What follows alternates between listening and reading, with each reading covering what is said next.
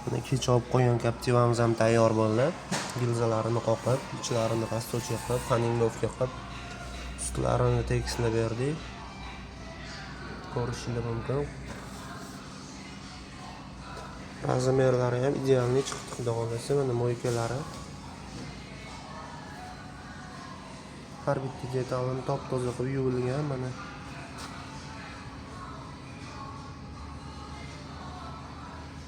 O'ta chiroyli.